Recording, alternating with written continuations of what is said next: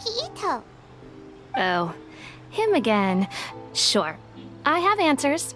We've already done some investigating for the Tenryou Commission. But first, do you have enough Moro to cover the fee? I've heard all about your travels.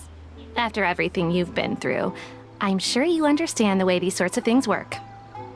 How much more are we talking about here? A one-off payment of 397,000 Mora, up front.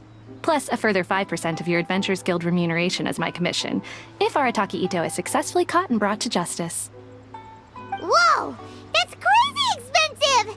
How did you even come up with the price that high? Hold on. I wasn't finished. It just so happens the initial fee has already been paid in full by the Tenryou Commission.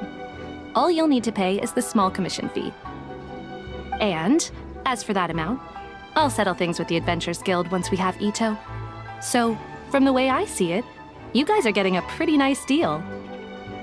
Now then, to give you the full picture in this case, we must first recount a well-known Inazuman fairy tale.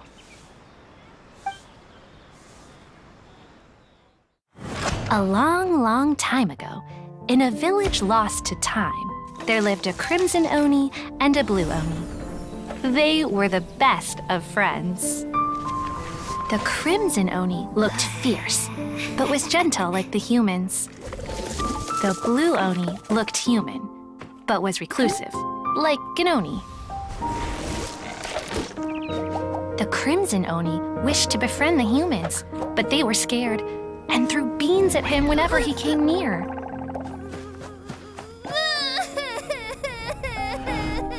So the Blue Oni said to the Crimson Oni, Akka, I'll cause trouble in the village. You come and stop me. Then the humans will accept you. As planned, the Crimson Oni chased the Blue Oni away. The Crimson Oni's deeds spread throughout the land, and people finally accepted him. But when the Crimson Oni went to tell the Blue Oni the good news, he was gone and left only a letter behind. I went traveling. Don't come find me or they'll treat you as a naughty little Oni. But don't worry about me. No matter where I go, we'll always be friends. Huh? That's it? What about the little Blue Oni? Whatever happened to him?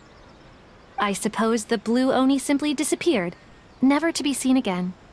Only the Crimson Oni remain now.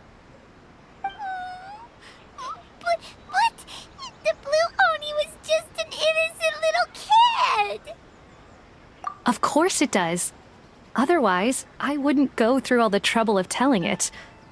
One interpretation is that the story is actually broadly based on historical events and that Arataki Itto is, in fact, a descendant of the Crimson Oni. What I'm trying to tell you is that the Oni have sacrificed a lot in the past in order to finally integrate themselves into human society. But there are still some volatile personality traits in the Oni bloodline. Every generation of Oni inherits these traits. So while Arataki Itto has never been known to commit a wrongful act in the past, can we ever completely rule out the possibility of him one day allowing this side of him to take over? But how could he do that?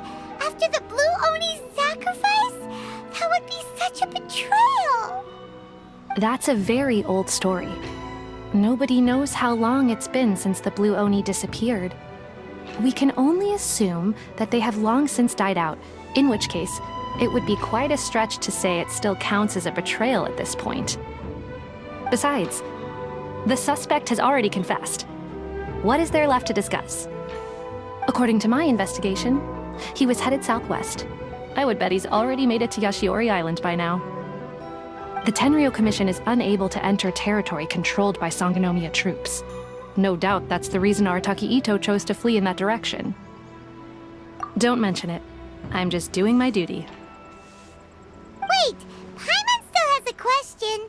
If Arataki Itto has given in to his bad side, won't that mean he's extra mean and violent now? I could only assume so.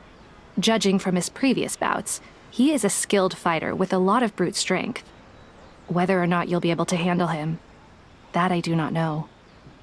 Okay, but what's up with people throwing beans at Oni? What use is that? Ah, yes. Now that you mention it, I seem to recall that Arataki Itto is allergic to beans. In fact, all Oni will avoid beans, but especially Itto. I heard that just touching a bean is enough to incapacitate him. If you could weaken him a bit by triggering his allergies, perhaps you'd have better luck subduing him. Right! Knowing our target's weakness will make things a whole lot easier.